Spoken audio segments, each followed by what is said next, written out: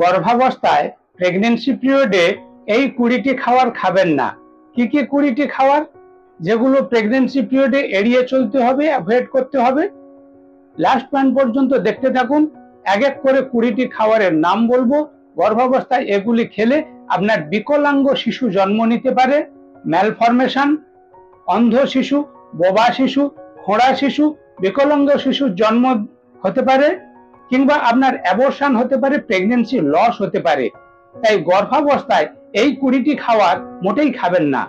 বন্ধুরা, প্রেগনেন্সি নিয়ে আমার ভিডিওগুলি খুবই প্রচলিত হয়েছে, অনেক মায়েরা ফোন করছেন কি কি খেতে হবে জানতে পেরেছি, কিন্তু সবকিছুই কি খেতে পারবো? কিছু কিছু খাবার এড়িয়ে চলতে হবে, অ্যাভয়েড করতে হবে। গর্ভাবস্থায় প্রেগনেন্সি পিরিয়ডে কি কি 20টি খাবার এড়িয়ে চলবেন, আজকের ভিডিওতে সেগুলির আলোচনা করব। আপনি যদি আজকের ভিডিওতে আমাকে প্রথম দেখছেন, আমার চ্যানেলটি সাবস্ক্রাইব করে নোটিফিকেশন অল বেলটি অন রাখবেন, যাতে এই ধরনের স্বাস্থ্য সচেতনতামূলক ভিডিও সর্বপ্রথম আপনার কাছে পৌঁছে যায়। প্রেগনেন্সি মায়েদের মনটা খুব উৎফুল্ল থাকে, একটি ছোট্ট ফুটফুটে শিশুর জন্ম দেবেন, মা হবেন।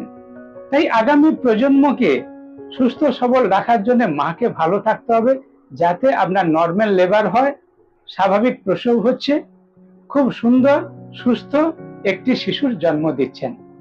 তাই আপনাকে স্বাস্থ্যের দিক থেকে খুব সচেতন থাকতে হবে, বিশেষ করে খাদ্য পানীয়, ফুড অ্যান্ড ড্রিঙ্কস, পুষ্টিকর খাদ্যের উপর আপনাকে নজর দিতে হবে।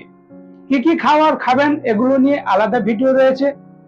প্রেগনেন্সি পিরিয়ডে গর্ভাবস্থায় কি কি নিয়ম কানুন মেনে চলবেন এ নিয়ে আলাদা ভিডিও রয়েছে। আপনি যদি এই ভিডিওগুলি না পেয়ে থাকেন, আমাকে হোয়াটসঅ্যাপ করবেন, ভিডিও পেয়ে যাবেন। আজকের ভিডিওতে জেনে নিন যে গর্ভাবস্থায় কি কি খাবার এড়িয়ে চলবেন। 20টি খাদ্যের লিস্ট বলবো। বিজ্ঞানীরা গবেষণা করে প্রথম যে পয়েন্টটি বলছেন, হাইলি মার্কারি ফিশ, মানে যে মাছগুলিতে পারদের মাত্রা বেশি রয়েছে এই রকম খাবার খাবেন না। যেমন সামুদ্রিক মাছ, সালমন মাছ, টুনা মাছ, এই ধরনের বিভিন্ন সামুদ্রিক মাছে অনেক সময় মার্কারি লেভেল, পারদের ভাগটা বেশি থাকে, যেটা আপনার মিসক্যারেজ, অ্যাবর্শন, শিশু নষ্ট হয়ে গর্ভপাত হয়ে যেতে পারে। তাই গর্ভাবস্থায় সামুদ্রিক মাছ এড়িয়ে চলুন, খাবেন না। 2 নম্বর পয়েন্টে বিজ্ঞানীরা বলছেন আন্ডার কুক র ফিশ। আমরা অনেক সময় কাঁচা মাছ খাই, কিংবা কম সিদ্ধ মাছ খাই, ঠিকভাবে ভাজা না করে মাছ খেয়ে নেই। এই ধরনের মাছ আপনি গর্ভাবস্থায় খাবেন না। ভালো অবস্থাতে আপনি হয়তো হজম করতে পারেন, কিন্তু গর্ভাবস্থায় কি হয়, আপনার ইমিউনিটি কমে যাচ্ছে, আপনার বিভিন্ন ধরনের কিডনি প্রবলেম আনতে পারে, বিভিন্ন ফুডবোর্ন ডিজিজ, এই অখাদ্য কুখাদ্য বিভিন্ন খাদ্য পানীয় থেকে ফুডবোর্ন ডিজিজের কারণে বিভিন্ন ধরনের ইনফেকশনের ভয় থাকে। ইনফেকশনে মায়ের যেমন ক্ষতি, বাচ্চার ক্ষতি, বিকলাঙ্গ শিশু জন্মাতে পারে, অথবা বাচ্চা নষ্ট হয়ে যেতে পারে, অ্যাবর্শন, মিসক্যারেজ হতে পারে। তাই এই খাদ্য পানীয় সম্বন্ধে খুব সচেতন থাকতে হবে। 3 নম্বরে বলেছে আনকুক মিট অর র মিট। কাঁচা মাংস খাবেন না, অর্ধ সিদ্ধ, ঠিক মতো সিদ্ধ হচ্ছে না, এই ধরনের মাংস খাবেন না। এখান থেকেও আপনার এই ফুড বাহিত বিভিন্ন ব্যাকটেরিয়া, বিভিন্ন জীবাণু সংক্রমণ করে শরীরের অসুবিধা আসতে পারে, আপনার এবং আপনার শিশুর ক্ষতি হতে পারে। কাঁচা মাংস, র মিট যেমন খাবেন না। 4 নম্বর পয়েন্টে বিজ্ঞানীরা বলছেন প্রসেস মিট খাবেন না। মাংসকে এখন আমরা বিভিন্ন ভাবে, বিভিন্ন প্রক্রিয়াকরণ করে অনেক ধরনের ভ্যারাইটি করে খাই, সুস্বাদু করে খাই, কিন্তু গর্ভাবস্থায় এগুলি এড়িয়ে চলুন, আপনার ক্ষতি হতে পারে। 5 নম্বর বলেছে র এগ, কাঁচা ডিম খাবেন না। কাঁচা ডিম খেলে আপনি হয়তো হজম করতে পারবেন না, বিভিন্ন ধরনের জীবাণু, বিভিন্ন সংক্রমণ ঘটবে, মা এবং শিশুর ক্ষতি হবে। 6 নম্বর বলেছে অর্গান মিট। আমরা অনেক সময় লোভে পড়ে খাসির মেটে খাই, মুরগির হৃৎপিণ্ড খাই, এই যে বিভিন্ন ধরনের অর্গান, এই ধরনের মাংসগুলো খাচ্ছি, আমরা গর্ভাবস্থায় অনেক সময় এগুলো হজম করতে পারি না, পরিপাক করতে পারি না, আমাদের ক্ষতি হয়ে থাকে। মাছ, মাংস, ডিম খুবই উপকারী প্রোটিনযুক্ত খাবার, কিন্তু গর্ভাবস্থাতে কাঁচা মাছ, কাঁচা মাংস, অর্ধসিদ্ধ, আনকুক মাছ, মাংস কিংবা কাঁচা ডিম এগুলো এড়িয়ে চলুন, আপনার এবং আপনার শিশুর ভালো হবে। 7 নম্বরে বলেছে র স্প্রাউট। আমরা অঙ্কুরিত ছোলা খাই, অঙ্কুরিত মুগ কড়াই খাই। এই যে অঙ্কুরিত ছোলা, মুগ, বিভিন্ন কড়াই জাতীয় জিনিস খাচ্ছি, এটা আমরা অনেক সময় ঠিকমতো ভাবে ধুয়ে নেই না, যার ফলে অনেকভাবে ব্যাকটেরিয়া আমাদের শরীরে ঢুকে যায়।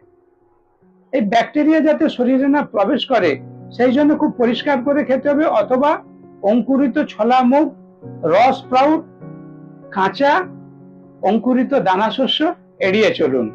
গর্ভাবস্থায় এগুলি খাবেন না। এতে প্রোটিন, ভিটামিন রয়েছে, খুবই উপকারী, কিন্তু গর্ভাবস্থায় আপনি যদি ঠিকমতো ভাবে পরিষ্কার করে ধুয়ে না খান, আপনার ইনফেকশন, বিভিন্ন জীবাণু শরীরে ঢুকে যেতে পারে। ঠিক সেইভাবে 8 নম্বর পয়েন্টে বলা হয়েছে আনওয়াশড ফ্রুইটস অ্যান্ড ভেজিটেবল। আমরা বিভিন্ন শাকসবজি খাচ্ছি, ঠিকমতো ভাবে ধুয়ে খাচ্ছি না। আমরা বিভিন্ন ফল খাচ্ছি, ধুয়ে খাচ্ছি না। আপনি একটা আপেল খাবেন, পেয়ারা খাবেন, কিনলেন, খেয়ে নিলেন। আপনি একটু ধুয়ে নিন, ছালটা ছাড়িয়ে নিন, তাহলে বিভিন্ন জীবাণু মুক্ত করে তারপরে খাচ্ছেন, সেটা আপনার শরীরের পক্ষে ভালো। যখনই আপনি হাইজিন মেনটেন করছেন না, ঠিকমতো ধুয়ে পরিষ্কার করে খাচ্ছেন না, তাতে আপনার জীবাণুর সংক্রমণ ঘটতে পারে, মা এবং শিশুর ক্ষতি হতে পারে। তাই আনওয়াশড ফ্রুটস অ্যান্ড ভেজিটেবল এড়িয়ে চলুন। একটা গাজর খাচ্ছেন, অনেক সময় ধুয়ে খাচ্ছেন না, ভালো করে ধুয়ে। শসা খাচ্ছেন, ভালো করে ধুয়ে ছালটা ছাড়িয়ে তারপরে ধুয়ে তারপরে খান, দেখবেন খুবই উপকার হবে। কিন্তু যখন আপনি ঠিকমতো ভাবে পরিষ্কার করে খাচ্ছেন না, তখন আপনার জীবাণুর সংক্রমণ হয়ে মা এবং শিশুর ক্ষতি হতে পারে। 9 নম্বর যে খাবারটি এড়িয়ে চলবেন, আনপাস্তুরাইজড ডেয়ারি প্রোডাক্ট। যেমন ধরুন র মিল্ক, কাঁচা দুধ। আমরা দুধ গরম করেই খাই সাধারণত।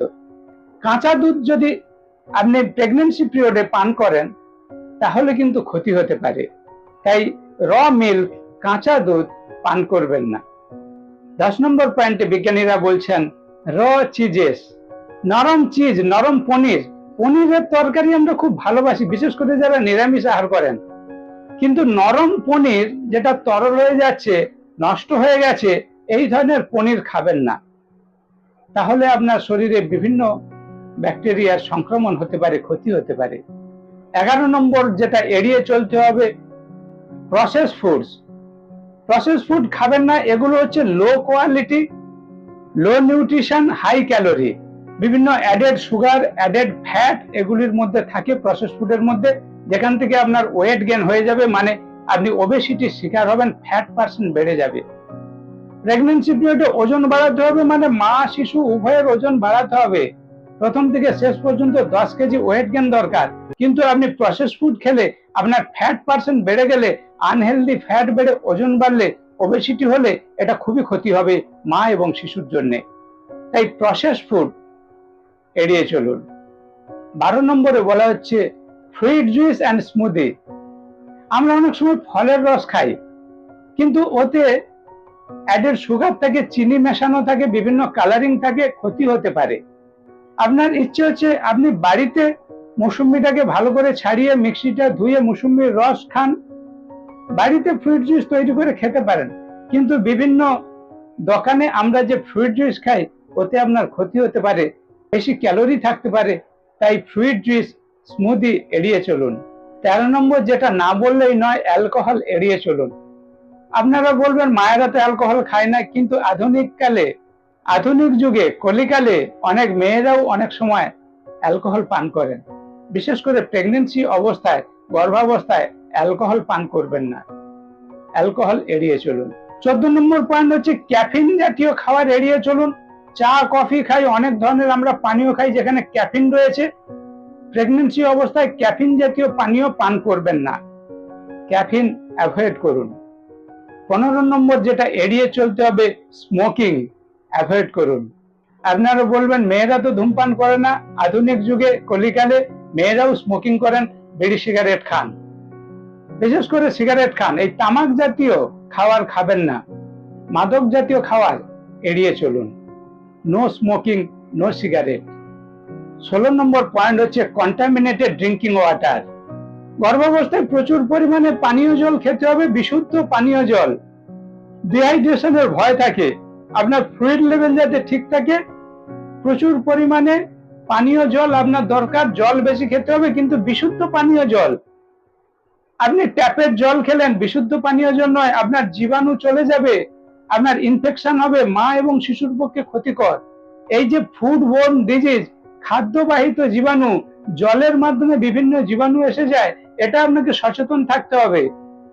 তাই আপনি বিশুদ্ধ পানীয় জল পান করুন, কন্টামিনেটেড ওয়াটার অ্যাভয়েড করুন, পরিশুদ্ধ পানীয় জল পান করুন। ট্যাপের জল ব্যবহার না করে ফিল্টারের জল খাওয়ার চেষ্টা করুন। প্রয়োজন হলে মিনারেল ওয়াটার কিনে খেতে পারেন। 17 নম্বর যে খাদ্যগুলি এড়িয়ে চলবেন, বাসি পচা খাবার খাবেন না। আমরা অনেক সময় আগের দিনে রুটি খেয়ে থাকি, এই যে ময়দার জিনিস, বিস্কুট, কেক পাউরুটি, এই ধরনের খাবারগুলি এড়িয়ে চলুন।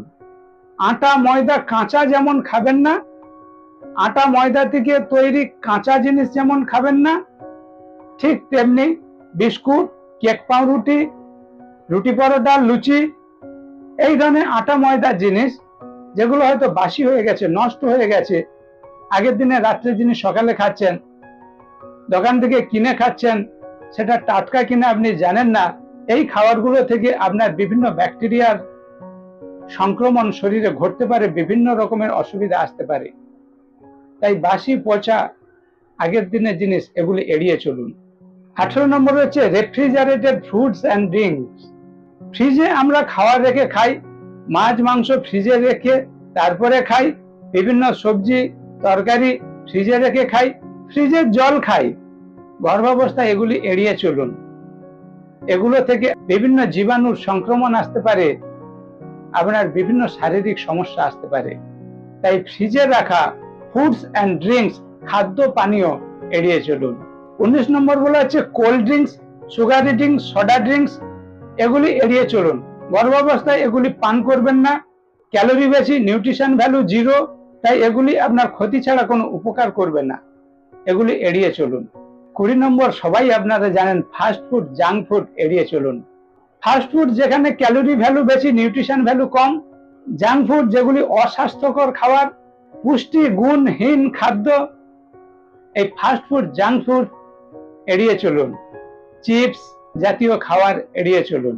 বন্ধুরা, গর্ভাবস্থায় এই 20টি খাবার যদি এড়িয়ে চলেন, আপনি অনেক দিক থেকে অনেক ভালো থাকবেন।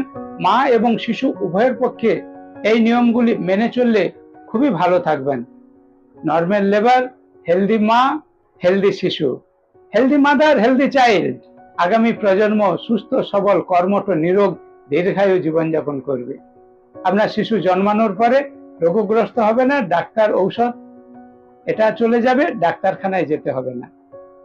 যদি কোথাও বুঝতে অসুবিধা থাকে অবশ্যই কমেন্ট সেকশনে প্রশ্ন করে জেনে নিতে পারেন। ভালো লাগলে ভিডিওটি একটি লাইক করবেন। আপনার বন্ধুরা যাতে এই ভিডিওটি দেখতে পারে, ভিডিওটি অনেক অনেক পরিমাণে শেয়ার করে বন্ধুদের উপকার করবেন। আর আপনি যদি আমার চ্যানেলে সর্বপ্রথম হয়ে থাকেন, অবশ্যই চ্যানেলটি সাবস্ক্রাইব করে নোটিফিকেশন অল বেলটি অন করবেন, যাতে এই ধরনের হেলথ অ্যাওয়ারনেস ভিডিও সর্বপ্রথম আপনার কাছে পৌঁছে যায়।